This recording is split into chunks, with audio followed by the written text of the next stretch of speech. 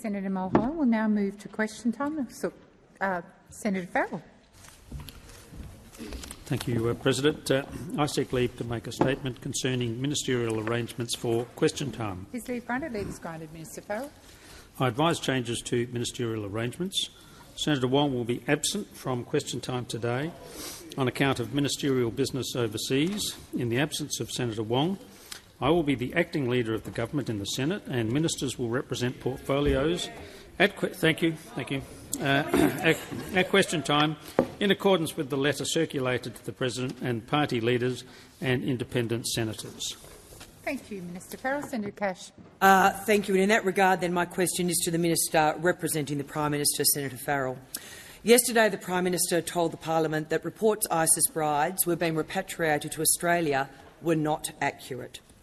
Yet last night we learned that the acting chief of the New South Wales Police Force said that his state force is working with federal counterparts to finalise operations relating to the return of Islamic State operatives. There is a strong concern in the Australian community about these individuals returning to Australia, given they willingly joined the ISIS death cult, a terrorist group who committed genocide against Shia, Yazidis and Christians and used rape as a weapon of war. Given the Prime Minister's side-stepping yesterday, will the Minister be clear and honest with the Australian people and confirm whether individuals associated or formerly associated with ISIS are returning to Australia or have returned to Australia in recent months, yes or no? Thank you, Senator Cash. Minister Farrell. Thank you, President, and I thank Senator Cash for her first question. The Minister, as you said, the Prime Minister has addressed this issue, and of course the Foreign Minister yesterday did address the issue extensively in terms of a response to the issues that have been raised regarding the so-called ISIS brides. The situation in Syria is becoming increasingly unstable. Our security agencies have been and continue to monitor the situation to ensure that they are prepared for any Australian from this cohort to return home.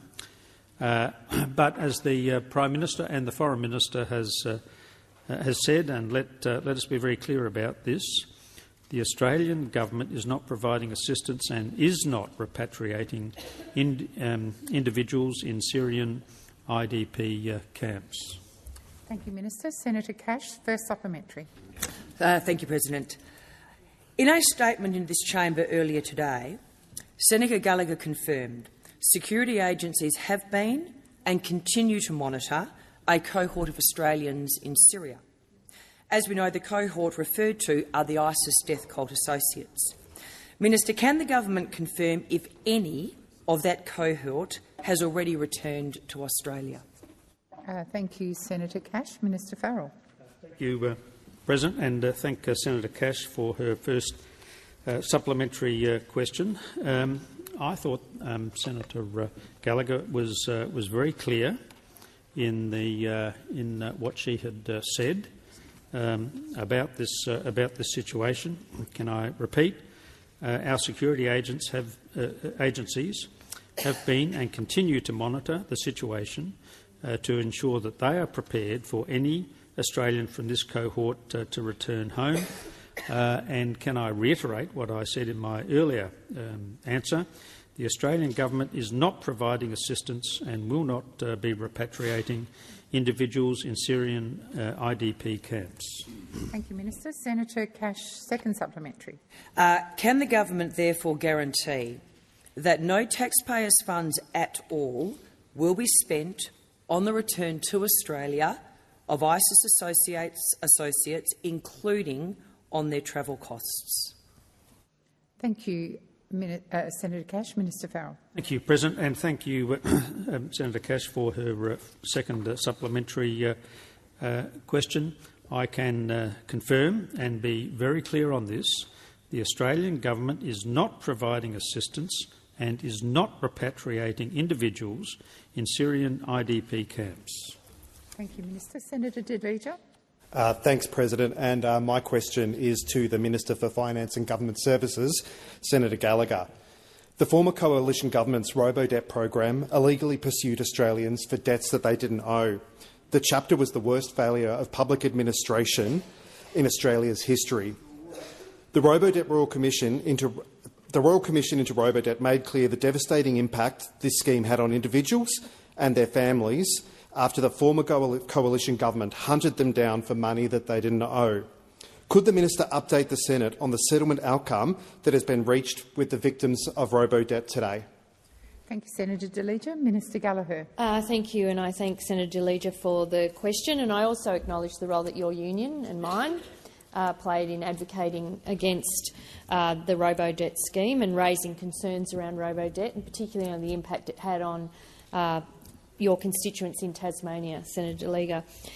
Now, we all remember, and of course we will never forget, the failed program, Robo-Debt, known as Robo-Debt, that those opposite, when they were in government, established to hunt down, I think that was the language used by ministers, to hunt down people that owed money and have it then pay it back to the Australian government. Of course, the major problem with that was that for the 450,000 that were affected by Robo-Debt, the majority of them didn't owe any money, and their government had raised debts they never owed and then pursued them and used language like, "We will hunt you down and jail you," for debts that they never owned. And not only were they pursuing debts that people didn't owe and demonising some of the poorest and most vulnerable Australians in the language and the way they prosecuted that, they were also using Robo-Debt as a budget savings measure. So it was to repair their budget, and they made a lot of promises about that.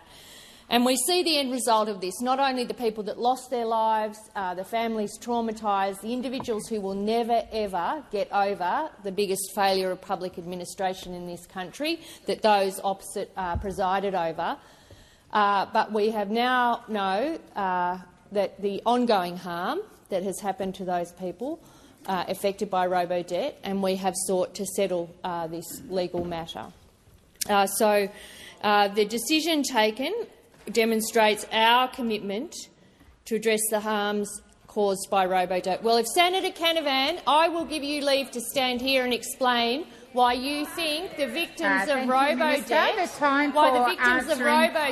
should be ridiculed. Thank you, Minister. Order. Order. Senator Delija, first supplementary. Thanks, President.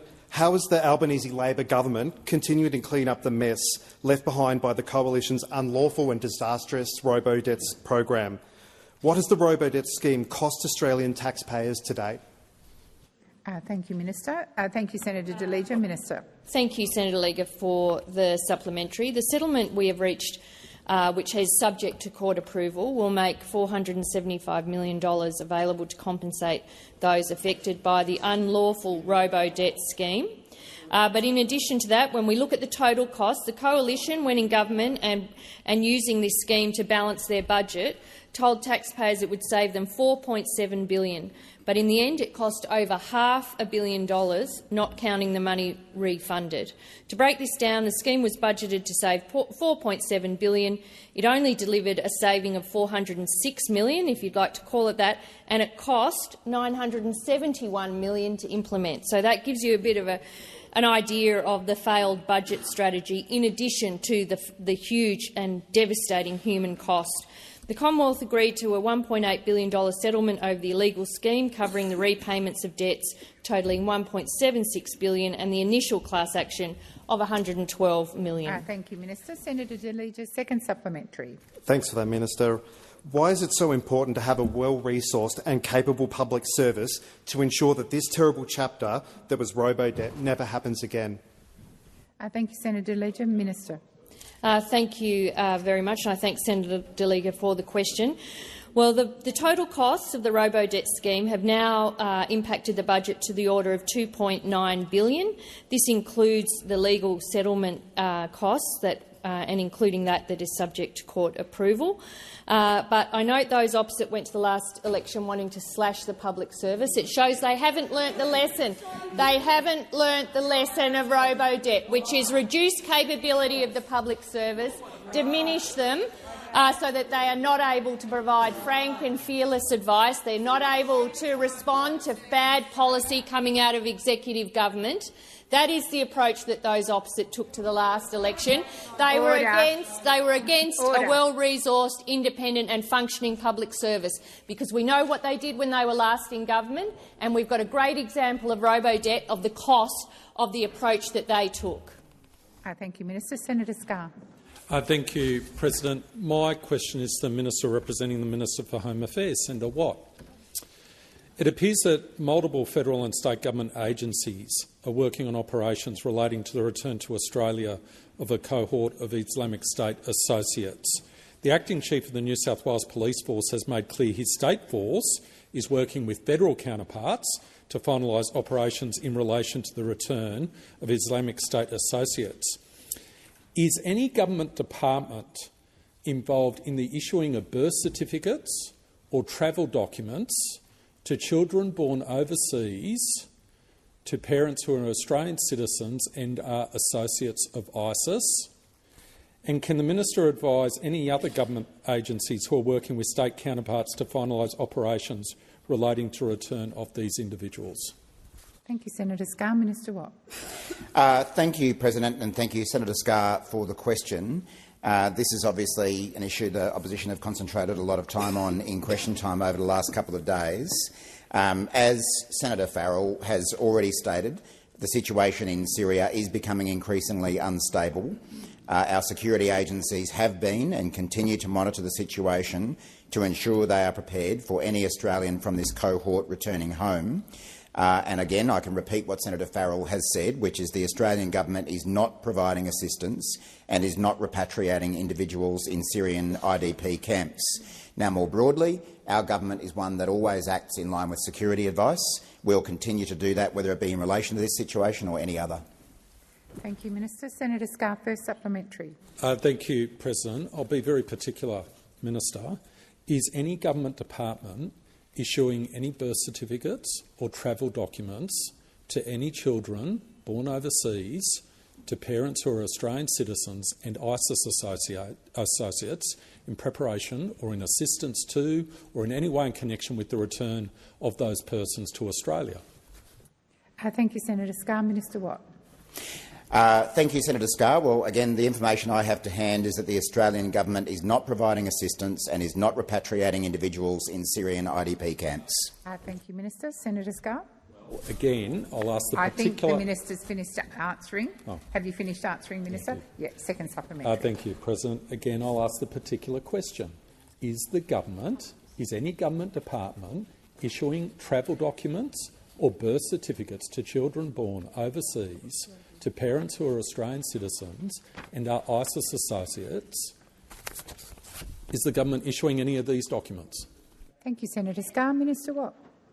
Thanks, President. I refer Senator Scarr to my previous answers. Thank you. Senator Barbara Pocock. Order. We have now moved on. I have Senator Barbara Pocock on her feet. Order. Order. Senator Pocock. My question is to the Minister for Finance, Senator Gallagher. Thousands of Australians have shared the Senate's outrage at the behaviour of PwC over recent years. This is a firm that used confidential government information to help some of the world's biggest multinationals avoid tax, a consultancy firm that reaped at least $2.5 million fees in doing so.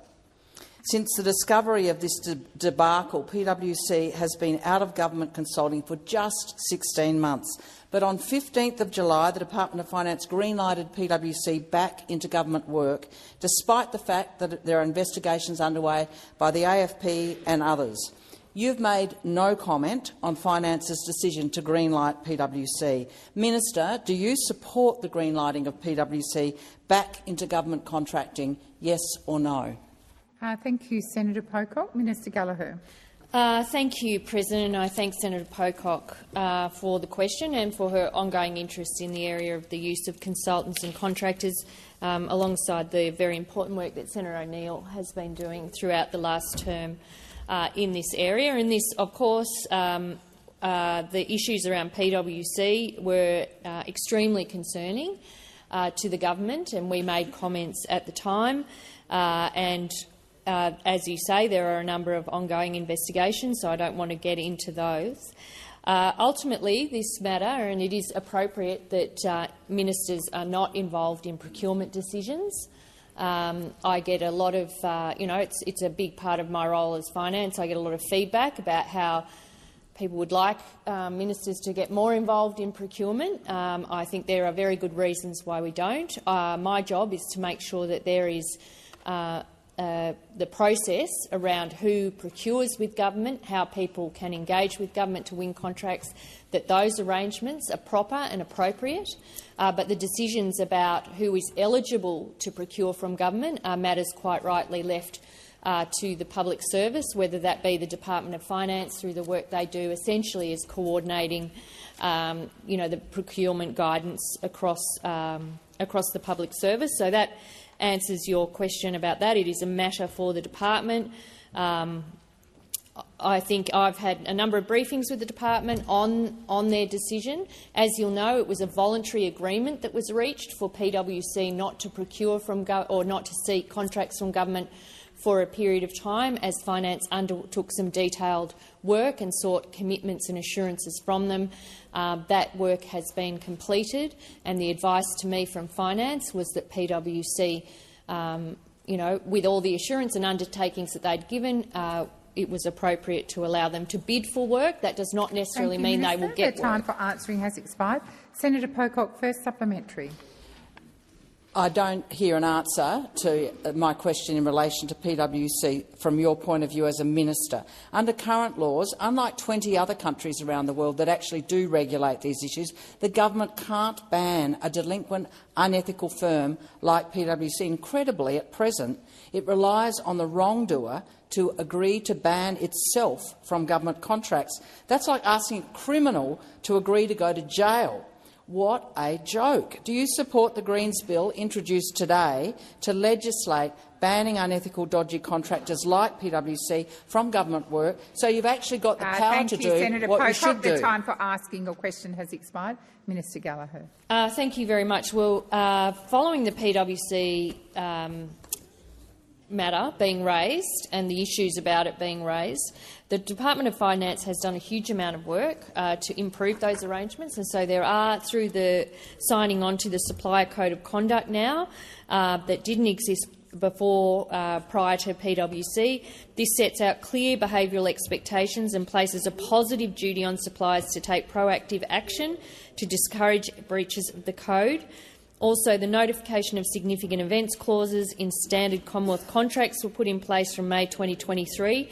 This again provides a positive obligations for suppliers to notify the Commonwealth of significant events, including adverse events or adverse comments or findings by legal or professional bodies. So I would say we have significantly strengthened the government's ability to deal with these matters when they arise in a much stronger way than existed before PwC. Thank you, Minister. Senator Pocock, second supplementary. Minister, Labor went to the election promising to cut government consultancy spending. Since then, you have been boasting about savings on consulting contracts, yet the government's very own data shows that in 2024-25, Labor in fact spent more than the last year of the Morrison government on consultants. Labor's excessive outsourcing of public sector work to the private sector isn't just wasting taxpayers' money. As you said to an earlier answer today, it's eroding Australia's public service. Thank you, Senator Pocock. The time for asking your question Why have you broken expired. your promise? Minister Gallagher. Thank you. Well, we haven't. And indeed, we've taken $5.3 billion in savings from departments in relation to external labour and non-wage expenses in our first term. We've taken a policy to the last term, the last election, of $6.4 billion in savings. We have seen a dramatic decrease in the use of the big four consultants that were that we had compared to what we'd seen under the former government. And we have rebuilt the public service, and we've rebuilt it with permanent public servants doing ongoing public service work. We have done a range of other things to make it clear to departments about when we think using consultants or outsourcing or using external labour is appropriate. But I totally reject any view that we haven't invested in the public service. We have. and we will continue to do so, and we will deliver the $6.4 billion in savings that we talked to the last campaign over the use of consultants. The time for answering has expired. Senator Ananda Raja. Thank you, President. My question is to the Minister representing the Minister for Health and Ageing, Senator McAllister. In its first term, the Albanese Labor government delivered cost-of-living relief that was focused on ensuring Australians, no matter where they came from or where they live, could access affordable health care. How is the government building on its first-term record to strengthen Medicare and deliver cost-of-living relief to all Australians? Thank you, Senator Ananda Raja. Minister McAllister. Thanks, President, and I thank the Senator and acknowledge her commitment to Medicare and to public health. Well, in our first term, the Albanese Labor government delivered $3.5 billion in 2023, which restored access to bulk billing for the 11 million patients that it covered. And we promised 50 urgent care clinics that would deliver bulk billed care for urgent and non-life-threatening conditions. We promised 50, but how many did we deliver? We actually delivered 87. That's right, colleagues. How many? And it was 87. 87, Senator Ciccone. We delivered the largest cut to the cost of medicines in the history of the PBS, with the maximum cost of a script falling from $42.50 to just $30. And we did this because it is the Labor way. We did this because no one should have to check their bank balance to see if they can afford to go to the doctor, and because healthcare should be accessible to everybody, no matter how much you make and no matter where you live. And we are building on those foundations. From the 1st of November 2025, Labor will deliver the largest ever investment in the history of Medicare, $8.5 billion, to expand bulk billing and create an additional new incentive payment for practices that bulk bill every payment. We will also expand the availability of free urgent health care by opening another 50 Medicare urgent care clinics. And just this week, of course, the government passed our cheaper medicines bill so that a prescription on the pharmaceutical benefits scheme costs no more than $25. This is a 20% cut in the maximum cost of medicines under the PBS. Now, make no mistakes, colleagues, the Albanese government is building on the foundations that we laid in our first term. We are restoring and strengthening Medicare, which is something that those opposite were unwilling and unable to do in their 3 terms. Has expired. Senator Ananda Raja, first supplementary. Thank you, Minister. The PBS is a proud cornerstone of Australia's universal healthcare system, because Australians should never have to choose between the medicines they need and paying their bills. How has the Albanese Labor government delivered cost-of-living relief by making medicines cheaper for all Australians? Thank you, Senator Ananda Raja. Minister McAllister. Thank you, President. The Albanese Labor government is delivering even cheaper medicines in our second term. We have successfully passed legislation this week to make sure that a prescription on the pharmaceutical benefit scheme costs no more than $25. Now, as I said in my answer to your primary question, this is a 20% cut in the maximum cost of medicines under the PBS. It will save Australians more than $200 million a year. And pensioners and concession card holders, of course, will have the cost of their PBS medicines frozen at just $7.70 until 2030. You would have to go all the way back to 2004 for medicines this cheap. No one should have to choose between the medicines they need and putting food on the table. And that is why the Albanese government has consistently delivered on our plan to make medicines cheaper, because we know that that's what real cost of living looks like. Thank you, Minister. Senator Ananda Raja, second supplementary. Thank you, Minister. In May, Australians voted to protect and strengthen Medicare. How is the Albanese Labor government focused on delivering the better future Australians voted for? Why has the government chosen this approach? Thank you, Senator Ananda Raja. Minister McAllister. Thank you, President. Well, we're very clear about our approach on this side of the chamber, Senator Ananda Raja, because when we came to government in 2022, there was a lot of damage to be repaired, damage caused by those opposite. We're repairing it with more bulk billing, with cheaper medicines and with more urgent care clinics. Now, everyone here remembers their approach. They promised no cuts to health. Then what did? They cut $428 million from health in the 2014 budget. And everyone remembers what Senator Ruston said at the time. She said this: everybody would like to think we could go on in life with universal health care, with universal education and with all these wonderful things that over the last 20 years Australians have come to accept as a given. Unfortunately, the credit card is maxed out. That was the position that they took. Well, their 6-year freeze on the Medicare rebate ripped billions out of Medicare. We are repairing that damage, strengthening Medicare with more bulk billing, cheaper medicines and more urgent care. Minister McAllister. Senator Thorpe. Thank you. My question is for the Minister for Indigenous Australians.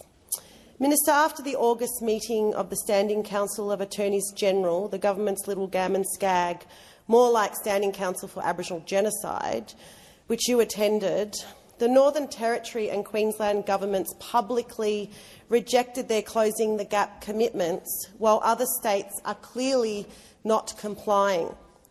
With all the powers available to you as a federal minister to change this, what is your plan now when it is clear that letters, meetings and strongly urging do not work? Thank you, Senator Thorpe. Minister McCarthy.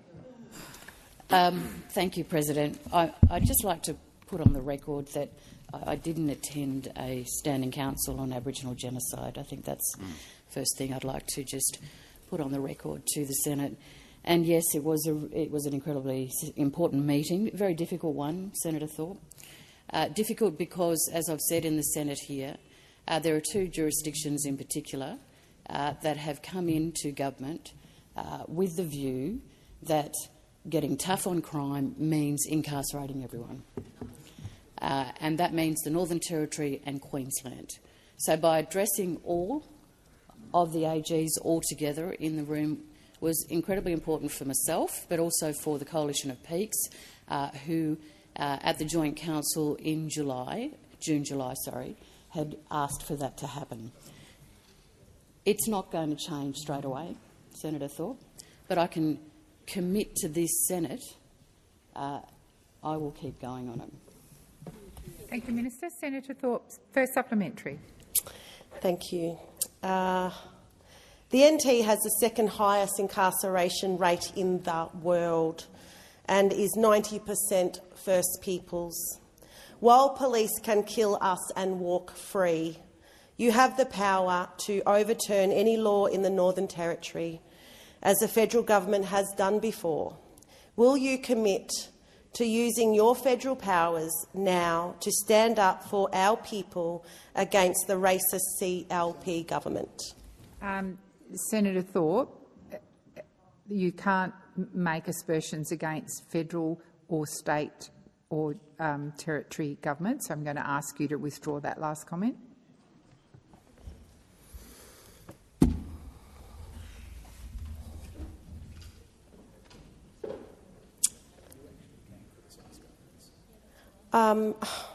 Why can't I criticise a racist government, President, Senator with Thorpe, all due respect? Senator Thorpe, I've had numerous They're clearly discussions racist. with you. They're clearly racist. You're not in a debate with me. I've asked you to withdraw, and that is what I want you to do. Simply withdraw your last statement. I'm stating a fact. The coroner said that Senator Thorpe, you will cease to be heard if you don't withdraw. Lenny, I withdraw. Thank you. Minister McCarthy. Question was, Senator Thorpe, you are correct in terms of the Australian Parliament's role with the Northern Territory. It is a legislative assembly. It, like the ACT, can be intervened on, and we've seen that with the 2007 intervention into the Northern Territory. And you're right, there is a power there within the Self-Governing Act and beyond. But what I've said on the public record is that we have to be responsible about what our response is to them. I'm very conscious of the powers we have, but just because we have great power does not mean we should use it unwisely. So yes, I'm looking at every option to answer your question. Senator Thorpe, beg your pardon, Senator Duniam. President, I was just on a point of order. I'm reluctant to do it, but Senator Thorpe's top. You've previously ruled that if a senator is wearing a top with a slogan on it, that you would invite them to put a jacket over it or something like that. I noticed you did so on the 16th of June 2023 to Senator Thorpe. You might invite her to do the same this time. Senator Thorpe has addressed the issue herself, but I will come back to the chamber and make a statement on this, because slogans are what you can read or see that are recognised as offensive. Senator Thorpe was wearing two flags which hang in this chamber. I couldn't see the slogan. Perhaps I need my eyes checked, but thank you for taking it off, Senator Thorpe, and I invite you to ask your second supplementary. Thank you, and I'm sure the Seed Mob President will afford you a T-shirt of your own. Minister, First Nations kids are being tortured in prisons right now using spit hoods or spit guards. You could use your powers to overturn dangerous laws and ban torture devices from being used on our kids. Is maintaining the illusion of cooperating with states and territories worth the continued abuse of Aboriginal children? Thank you, Senator Thorpe. Minister McCarthy. Thank you, President. I thank the senator for a question. I certainly reject outright that we are privy to an abuse, Senator Thorpe, in terms of cooperation. Cooperation is essential in every circumstance where we can, obviously. I have met with the Chief Minister and expressed directly to her my concerns in regards to not only the youth who are being incarcerated and not only the spit guards and spit hoods there. So, well, this is to answer your question, Senator Thorpe. And the Northern Territory Government is on notice in regards to that, and I'm certainly going to keep this Senate informed as to what we are doing in those circumstances. Thank you, Minister. Senator Kovacic. My question is to the Minister representing the Minister for Home Affairs, Senator Watt. Has the government met with representatives from Save the Children to discuss the repatriation of ISIS associates and or their children? Thank you, Senator Kovacic. Minister Watt. Thanks, Senator Kovacic. As I've said, the Australian government is not providing assistance to the cohort that's been referred to in reports, and I've got nothing further to add to my previous answers. Senator Kovacic. First supplementary.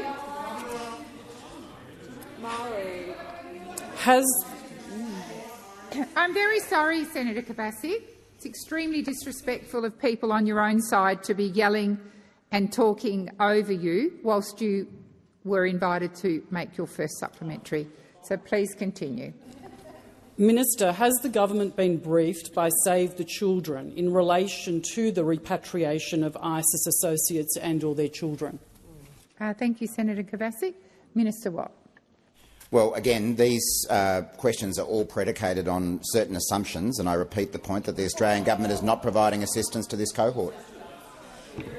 Thank you, Senator Watt. Senator Kovacic. Minister, in your answer to Senator Scarr, you said the Australian government is not providing assistance and not repatriating individuals in Syrian IDF camps. I ask the question again. Is any government department issuing travel documents or birth certificates to children born or overseas to a parent who are Australian citizens and are ISIS associates? Is the government issuing any of these documents? Thank you, Senator Kovacic. Minister Watt. Again, the Australian government is not providing assistance to this cohort. Thank you, Minister. Senator Whitten.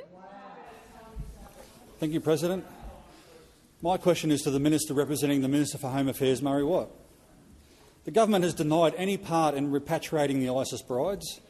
The Deputy Police Commissioner of New South Wales has told estimates that they are working with the Commonwealth on this very issue. Is the Deputy Police Commissioner mistaken, or has the government been in discussions with New South Wales Police over the repatriations of the ISIS brides? Thank you, Senator Whitten. Minister Watt. Thanks, Senator. Obviously, the various comments have been made, and it's a matter for the New South Wales Police what they say, but the Australian government is not providing assistance to this cohort. Thank you, Minister. Senator Whitten, first supplementary. The government is pushing through legislation to send the NZYQ cohort to Nauru at a cost of $2.5 billion. Would the government consider sending the future ISIS brides to Nauru instead of allowing them back in the community after they've joined an explicit terrorist organisation? Thank you, Senator Whitten. Minister Watt. The Australian government is not providing assistance to this cohort. Senator Whitten, second supplementary. This doesn't pass the pub test. We've got the New South Wales Police discussing details of bringing these ISIS brides home, and the government sits there saying nothing to see here. It doesn't add up. What happened to the government of transparency? You better tell the New South Wales Police they've got the wrong end of the stick, or the government needs to come clean. How much is this going to cost, and when are they coming in, and where are you going to put them? Don't you think Australians deserve answers now? Thank you, Senator Whitten. Minister Watt. Well, I'm not going to comment on comments made by the New South Wales Police, but the Australian government is not providing assistance to this cohort. Thank you, Minister. Senator Ghosh. Thank you, President. My question is to the Minister representing the Minister for Home Affairs and Minister for Immigration and Citizenship, Minister Watt. Australia is a modern nation that has benefited from our embrace of multiculturalism, and you only need to look around this new parliament to see that. Overwhelmingly, people of different ethnicities, different religions and different backgrounds live in harmony. Can the Minister explain how a balanced migration policy benefits our great nation? Thank you, Senator Ghosh. Minister Watt. Thanks, President, and thanks, Senator Ghosh, for your question. I think it's an important one. Australia doesn't have a race-based migration system, and nor should we. We dealt with that as a nation 60 years ago. Over the years, Australia has become a great multicultural nation, a place that is world-renowned for its welcoming and accepting attitude towards people from all corners of the globe. We're a modern nation that has benefited from our multiculturalism. Over the decades, migrants to Australia have made incredibly important economic contributions to our country, like the vital trade ties developed with the world and the skills and investment they have brought to our shores. But there are also the benefits you can't measure on a Treasury graph. The cultural impact of living alongside people from different backgrounds, of experiencing different perspectives through welcoming new people to Australia cannot be understated. Of course, a growing population needs homes and infrastructure to cope, and that's why the Albanese government has invested so heavily in the housing and infrastructure needed by those living in and moving to Australia.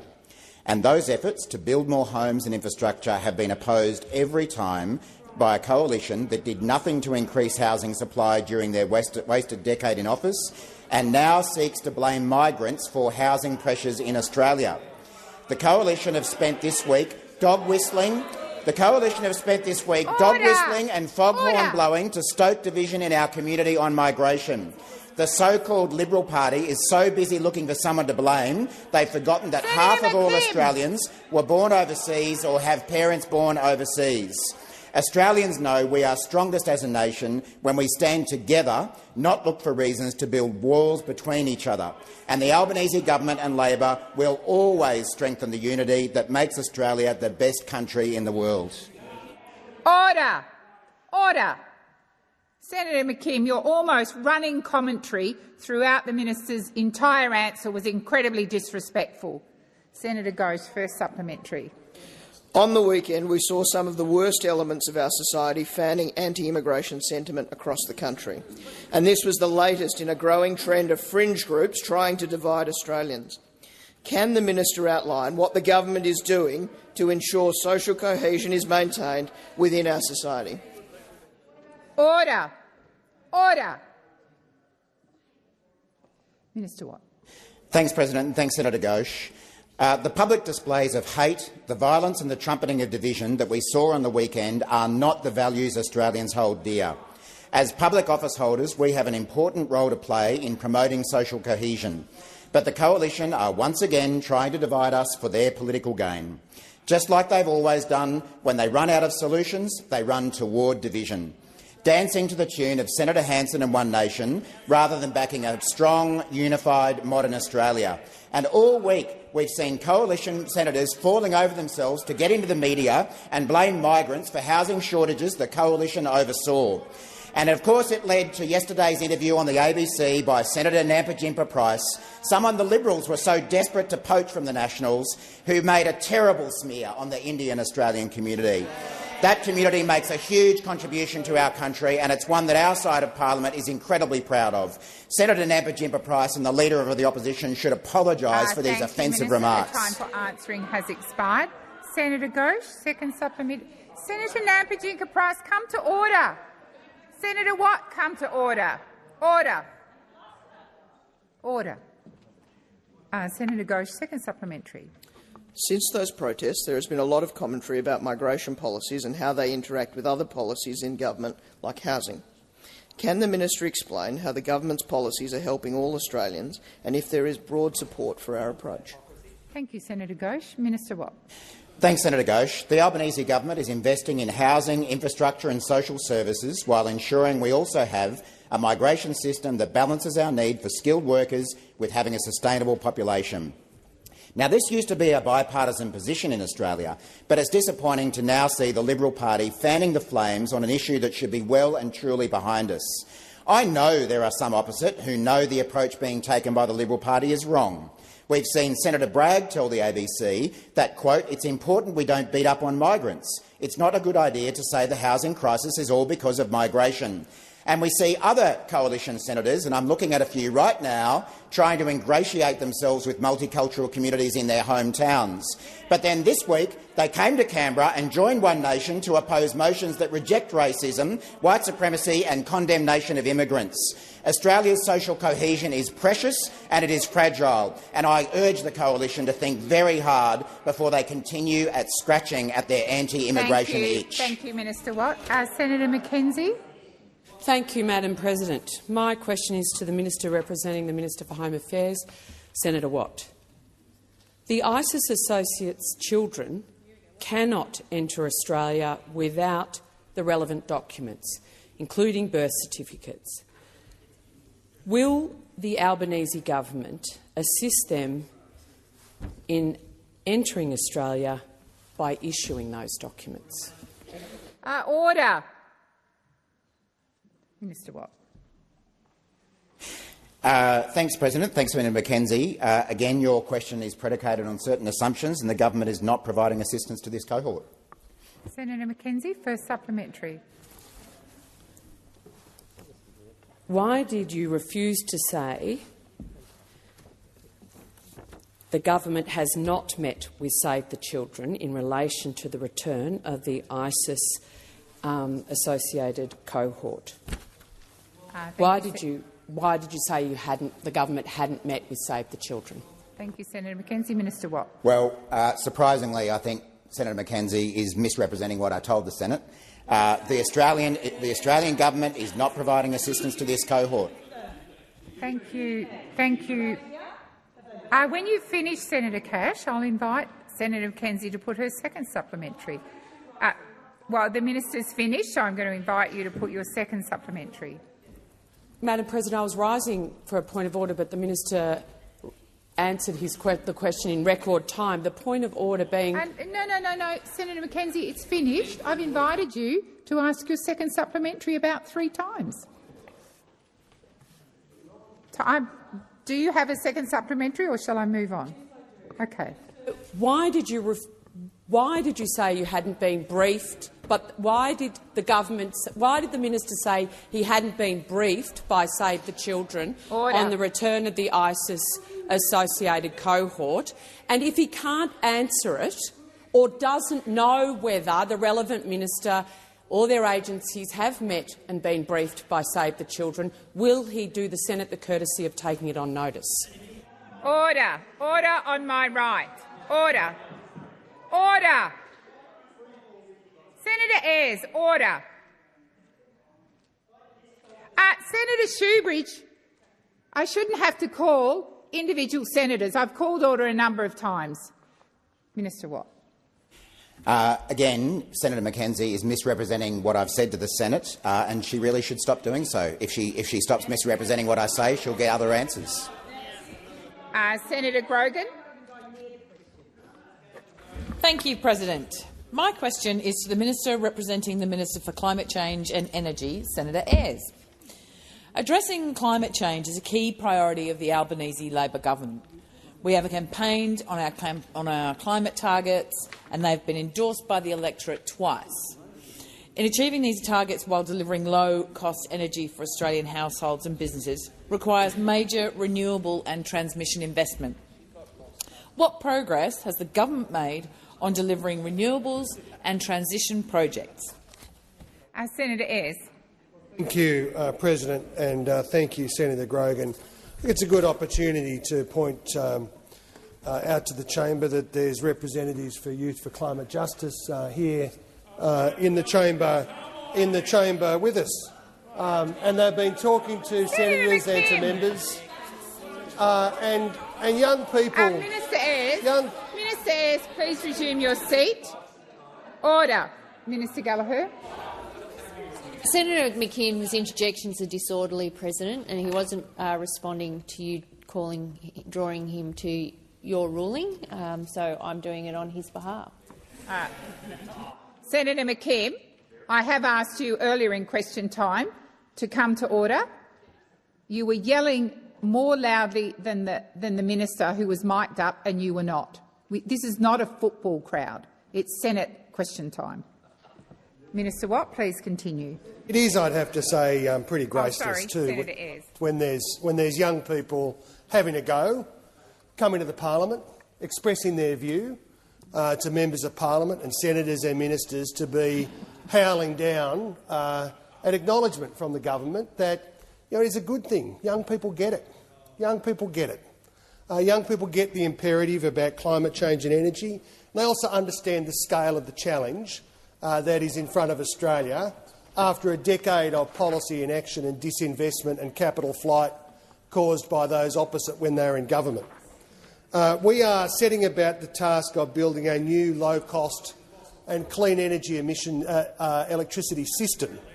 And in fact, there's all sorts of people who endorse this approach. It was endorsed, in fact, by the former leader of the government in the Senate and former Liberal Finance Minister, Secretary-General of the OECD, Matthias Cormann, who said just this week, "What is important for Australia, for countries around the world, is not to continue the debate about whether or not to pursue the net zero objective, but how to do it in the best possible way."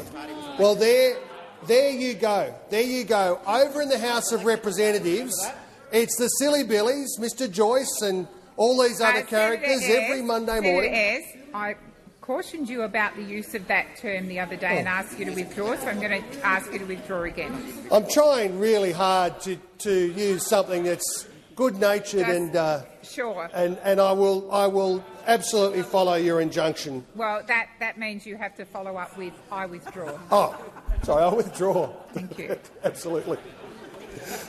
And we're just going to see more of it. We're going to see it clearly here. Senator Canavan's up and about. Maybe we'll do that every week too. Every day. Every day, maybe. Thank you, Minister. Senator Grogan, first supplementary. Thank you, President. I would also like to draw attention to the fact that we have another great champion of climate change and renewable energy, Anton van Babel, up in the gallery. Building a new, low-cost, clean energy system. Order.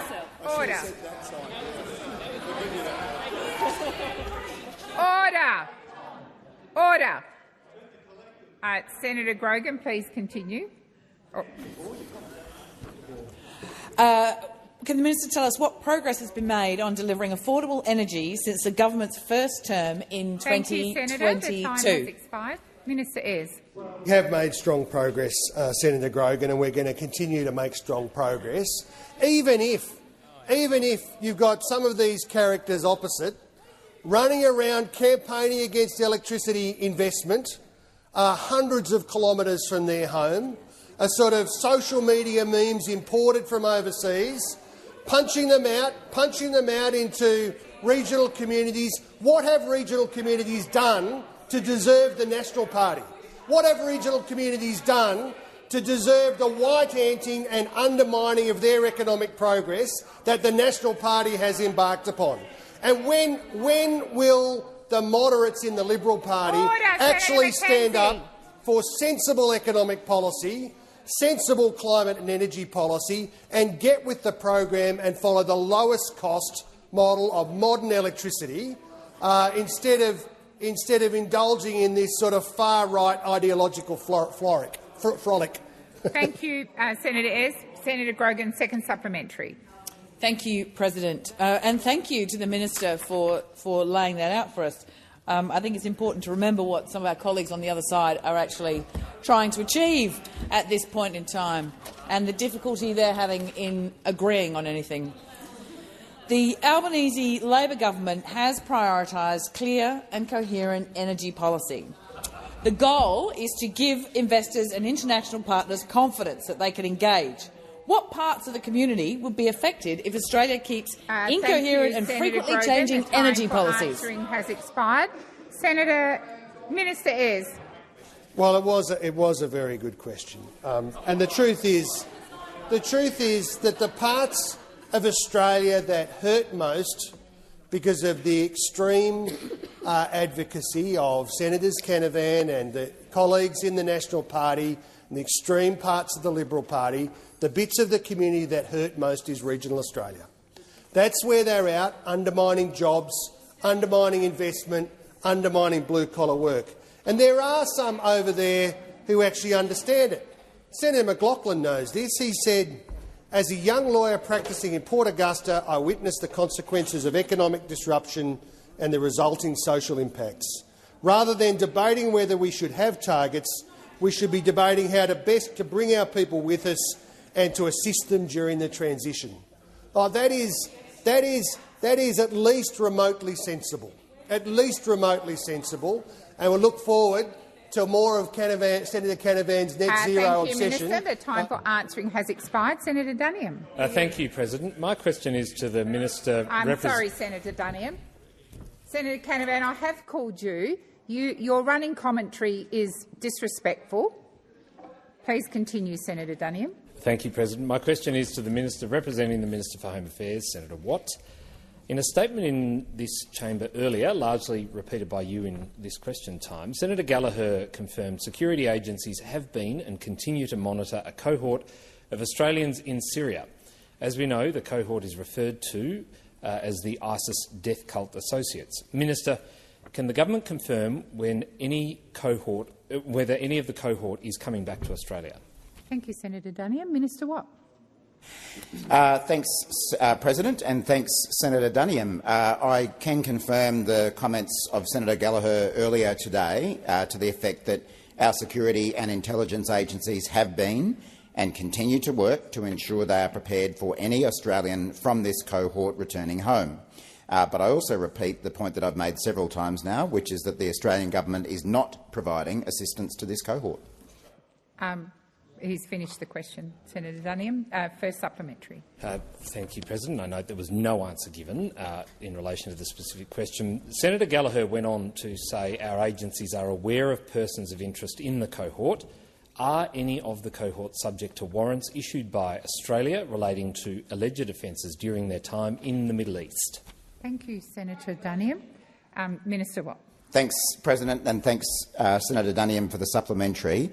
Again, I repeat the point that I've made several times today, which is that the Australian government is not providing assistance to this cohort. And I also— Minister Watt, please resume your seat. Senator Duniam. President, on relevance, I was very specific about whether any warrants had been issued by Australia relating to alleged offences in the Middle East, not about assistance being provided.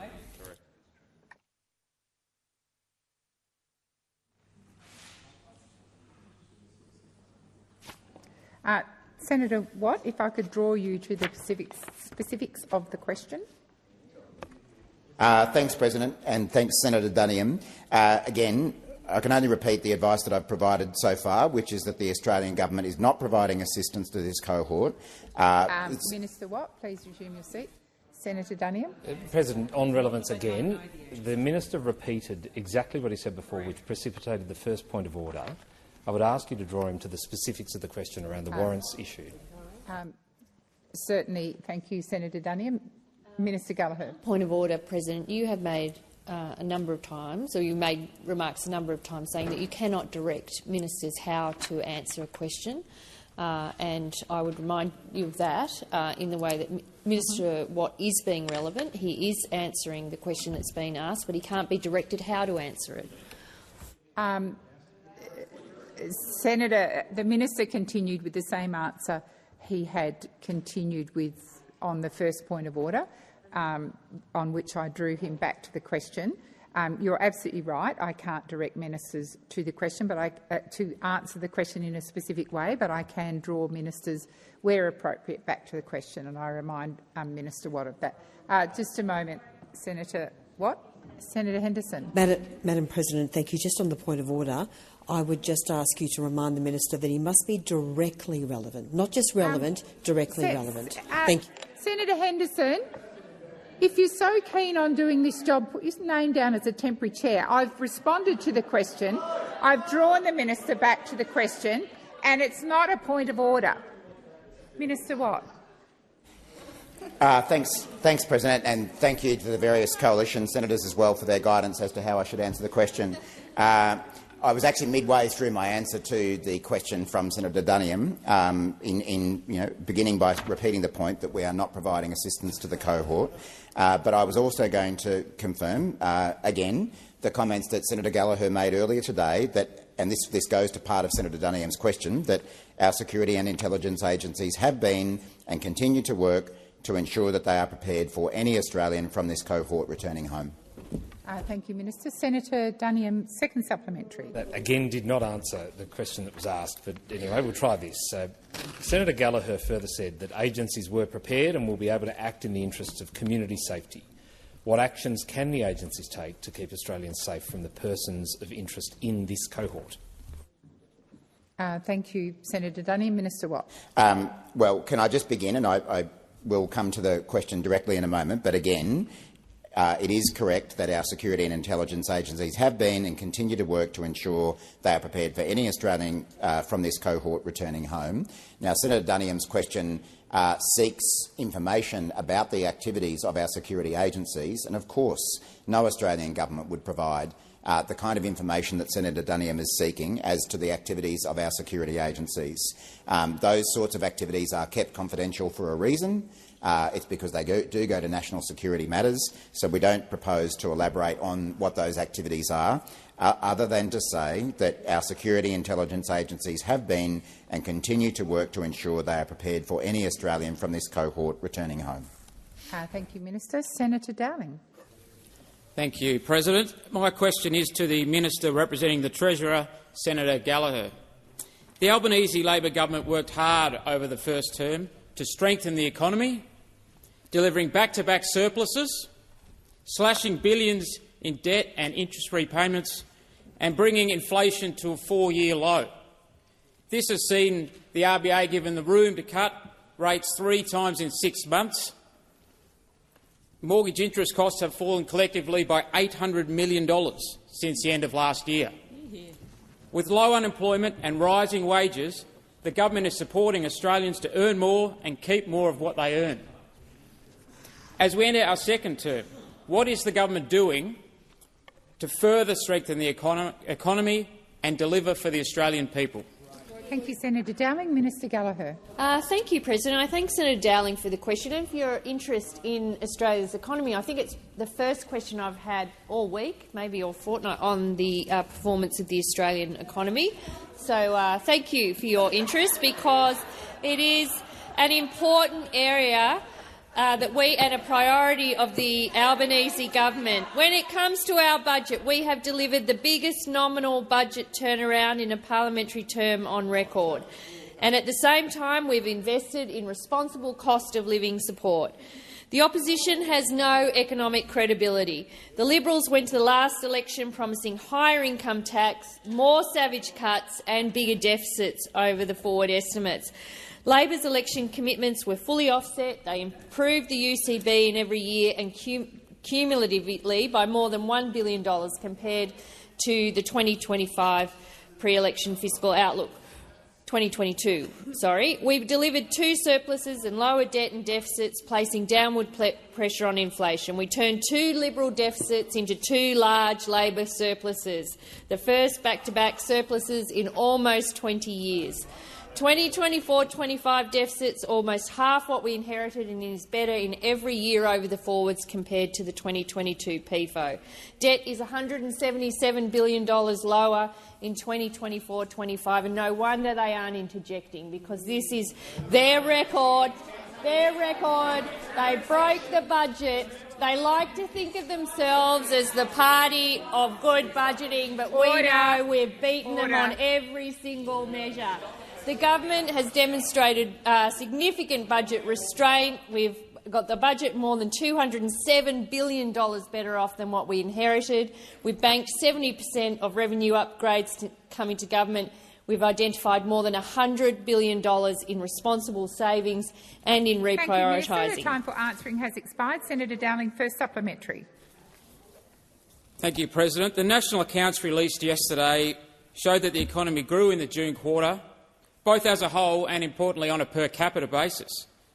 These results, in fact, were better than just about all economists expected. So, Minister, what does the data tell us about the economy? Great question. Minister Gallagher. Thank you, and I thank Senator Dowling for that question too. Well, as he says, the Australian economy grew in that quarter, 0.6% in the June quarter, to be 1.8% higher through the year. This is the fastest annual growth rate in almost 2 years, and shows that our gathering momentum is positive news for all Australians. Last financial year, we achieved what no major advanced economy could: continuous economic growth, low unemployment and inflation below 2.5%. Australia is one of only 6 advanced economies that have grown every quarter for the last 3 years. 32 out of 38 OECD nations have gone backwards for at least 1 quarter in the last 3 years, but Australia is not one of them. We have the fastest annual growth when compared to other major advanced economies. Our employment growth has been much stronger than other countries, and that means more Australians in jobs, earning more and keeping more of what they earn. Thank you, Minister. Senator Dowling, second supplementary. Whether it's cheaper medicines, energy bill relief, cutting HECS debts and increased bulk billing, the Albanese Labor government continues to focus on cost of living relief for all Australians. Despite an improving economy, the government knows that cost of living stress weighs heavily on the lives of many Australians. How have the government's policies continued to support the economy? And Minister Gallagher. Thank you, President. I thank Senator Dowling for the supplementary. The Albanese government has had a laser-like focus on cost of living relief for Australians. I'm sorry Senator Bragg isn't here. Give my best to Senator Bragg, but we've had a laser-like focus on cost of living relief. At the election, the Australian people endorsed this approach. They rejected the slash-and-burn approach of the coalition. Not only did the coalition reject most of our cost of living measures at every opportunity, the numbers show that their economic record is abysmal. 0 surpluses that they delivered after promising them in every year. Almost $8 billion, how much bigger their deficits would have been had they won the election. We inherited $1 trillion of debt from the Liberals. Inflation had a 6 in front of it. It's now got a 2 in front of it. The numbers speak for themselves, President. These were an important set of numbers, and the Albanese government remain focused on ensuring that we help Australians with cost of living. The time for answering has expired. Senator Farrell. I move that further questions be put onto the notice